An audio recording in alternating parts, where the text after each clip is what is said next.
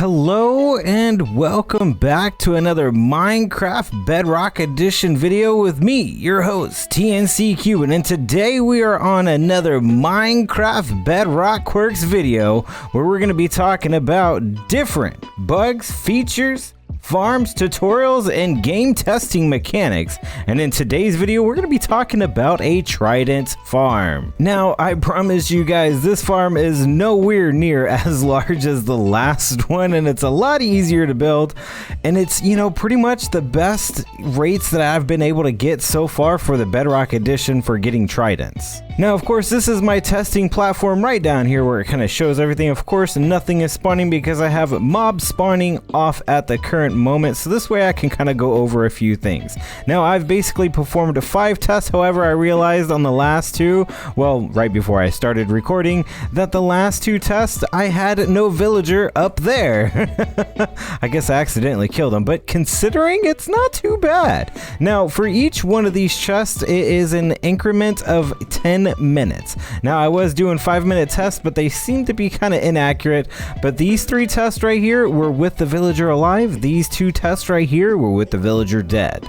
And so far from looking at these chests, the best test that I've had is this one, which was about 200 drops in 10 minutes, which turns out to be approximately 1,200 drops per hour if you were going to sit here for about an hour. I mean, honestly, 10 minutes and I got what is this? 1, 2, 3, 4, 5. I got 6 tridents. That's more tridents than I need. You could build this farm one time and just kind of grab the tridents as you need them, and it's actually working pretty good. Now, I did actually test this out not only in just the ocean. There's another test, and if we fly all the way over here, you can start to see where I was doing some tests in the rivers. Yes, because in the river biomes, you're supposed to be able to get more spawnage per minute in a river biome. However, I have found in the Bedrock edition of the game that to be false. Now, to show you guys how I've come up with the conclusion that river biomes don't spawn nowhere near as many drowns as a ocean biome, we're going to do a couple of tests real quick just to kind of show you the differences in the behavior of a drowned. Now, if we come over here, we can see that Mr. Villager is just kind of standing here. He's underwater and he's not drowning. Well, that's because I have a command block that constantly teleports him to this particular location. And then I have another command block that gives him water breathing so he can, well, he's a villager that can breathe underwater forever. But if we come right over here from our villager and we go, what is this, 20 blocks? Yes, that should be 20 blocks. And we take a drowned and we put a drowned right there. Let's see if he actually notices the villager, because at 20 blocks away, he does not. There's Mr. Drowned hanging out. And yeah, he's just hanging out. So after mini tests and running different scenarios, you can even see that on the corners, they definitely act really wonky. Like they'll just stand there and they'll do like this weird head jerk motion. Yeah, I don't know what it is that they do.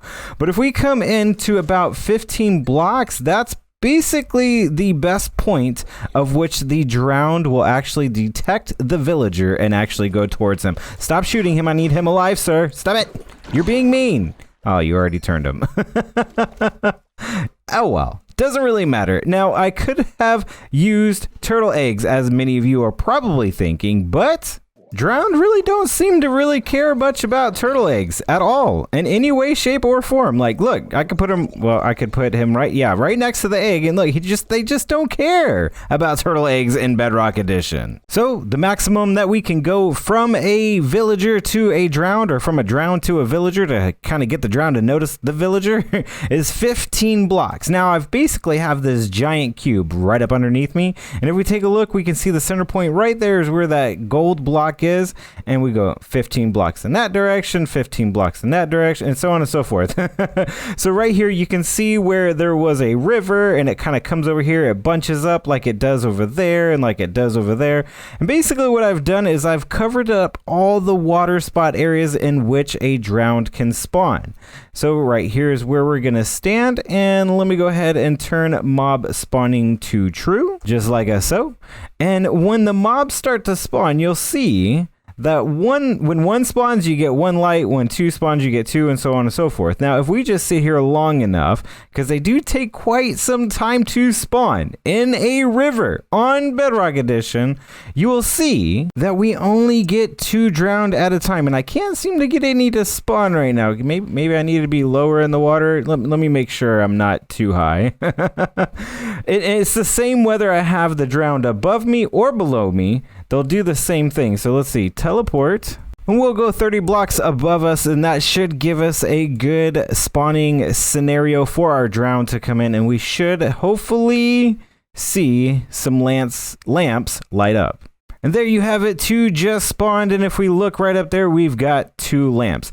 So basically, like I was saying, is we only get 2 drowned at a time when we are in a river biome, and then we have, you know, kind of ideal conditions where we have a perimeter and, you know, no other mobs are spawning but the ones that are in the water, and that's what we get on a river biome. Now let's go check out and see what we get on an ocean. And back over here by our original farm, I went ahead, set up a command block that kills everything but a villager, and it's got a 1 second delay. And if we take a look down here at our other clock, or not our clock, but our drowned detector, basically it tells us how many we get, and it goes up and it goes up, and then, you know, obviously the command block kills them.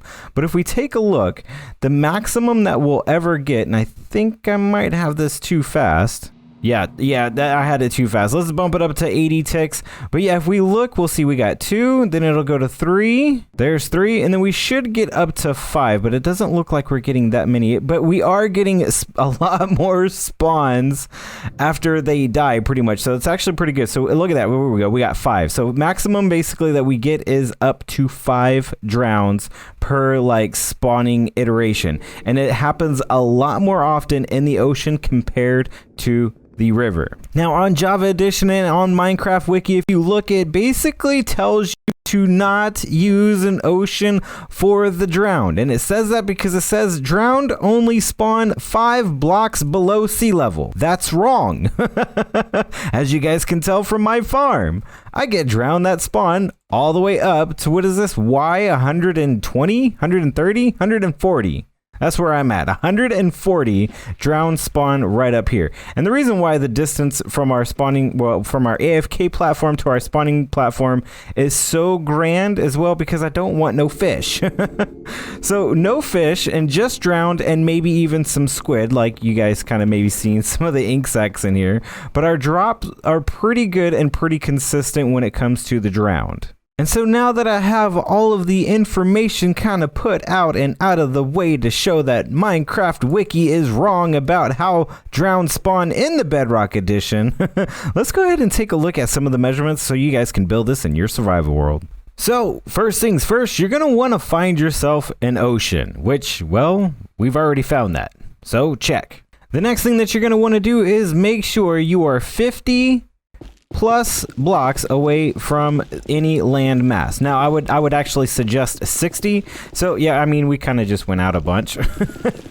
Now once you've gone 60 blocks from any and every land mass that you can see around your player, you're going to want to go for a dive. And what you're going to check for is you're going to want to look for the top most block that is closest to your player. And being as we have this shipwreck right here, we're going to say that this block right here is the topmost block, which is at Y54. So we're going to go right back over here to where our 60 blocks is and where kind of, you know, our bottom platform is. And we're going to want to go up from here another 60 blocks up. Now the reason for the 60 and the 60 is because you want to make sure that you are more than enough distance away from spawning mobs from any other place that is spawnable. For an example, the islands, trees, you know, drowned can spawn on the blocks down below, and they could spawn on top of that, you know, shipwreck if anything. Now once you end up at the top, make yourself a little bit of a platform, so this way you have an area that you're going to be able to work with. This is going to be your AFK platform,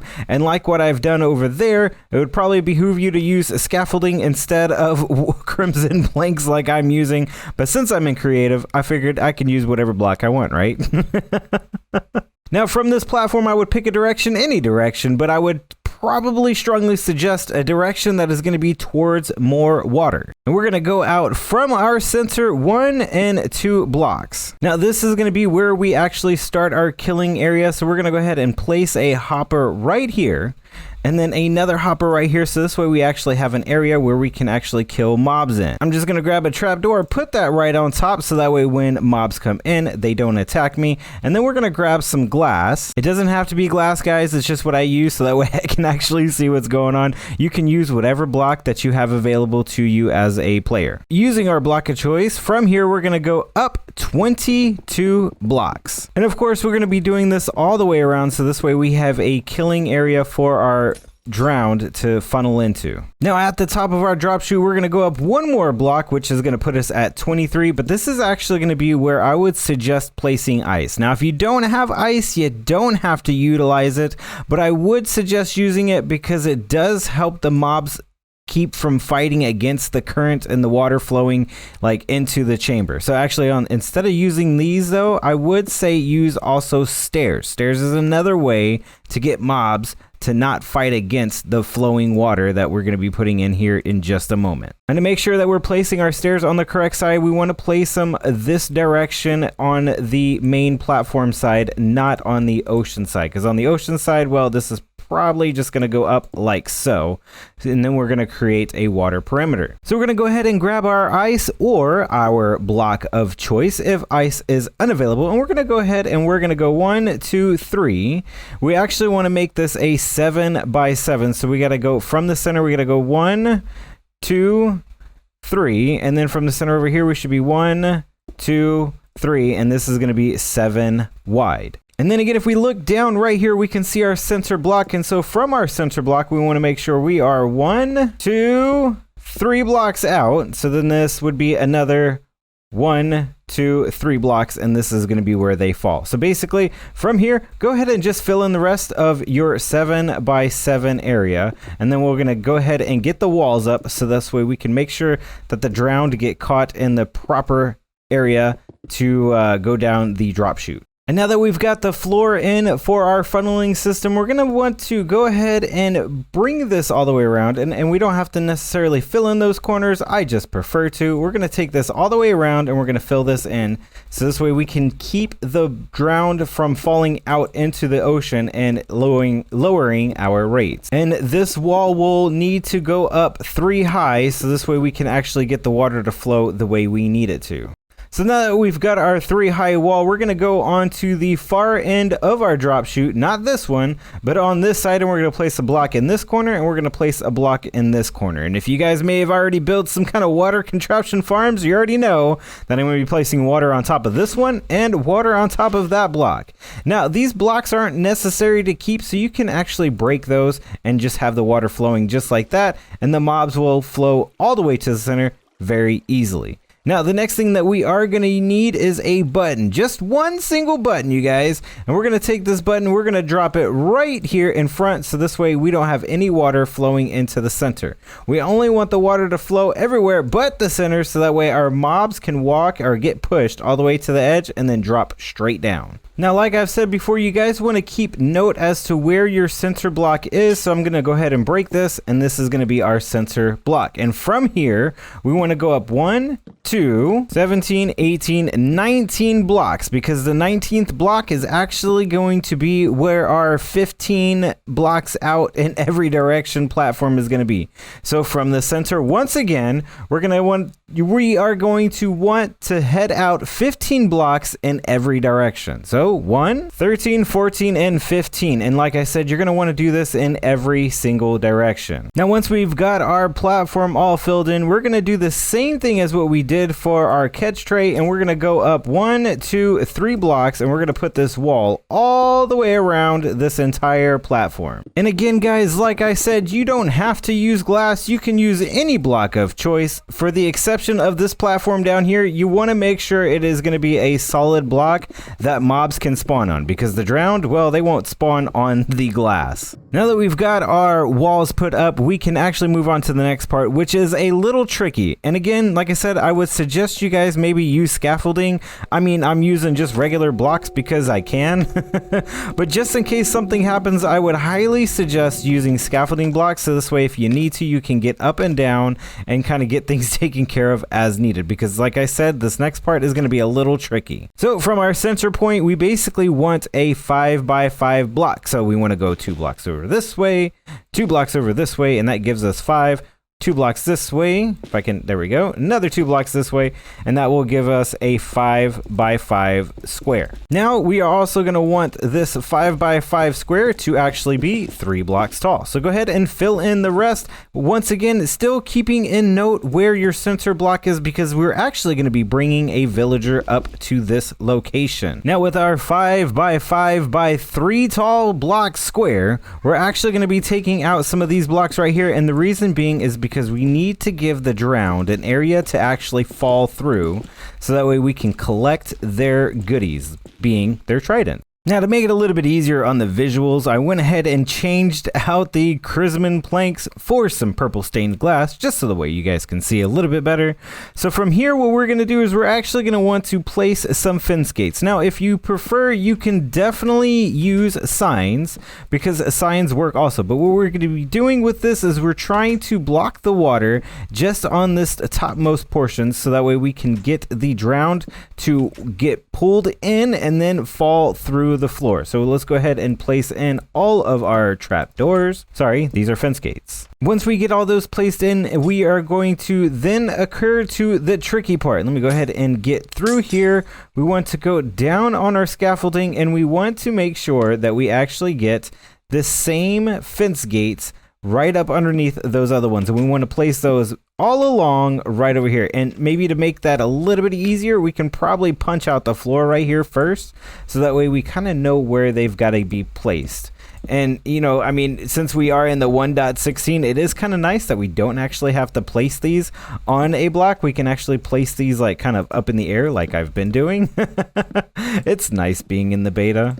And what these fence gates are going to do is they're actually going to help us keep the drowned from going back up. Obviously, they might have some resistance, but it's not going to be too much, because the water is actually going to pull them in and back down to our catch tray. Speaking of catch tray, we want to do the same thing that we did down there with the stairs up here as we did down there. Now, I don't think it's necessary, but like I said, it does help with pushing the mobs and keeps them from resisting the fall, because they will resist going over the fall. Now it is probably not necessary, because they are drowned and they are swimming, and I don't think it makes much of a difference, but you know, it just makes me feel better. So if you don't want to do it, don't, but I'm gonna do this anyways, because it looks, when watching the drowned, it looks like it does help.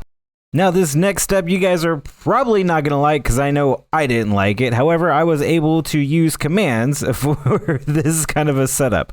But what you're going to want to do is you're going to come over here and you're going to start filling this entire thing up with water. Now, it doesn't just need to be filled up with water and have flowing water from the top to the bottom. The entire 3 tall area needs to be water source blocks. So I suggest grabbing some of that kelp from the ocean and bringing it over here, so that way you can turn all of these waters or flowing water into water source blocks. Wait.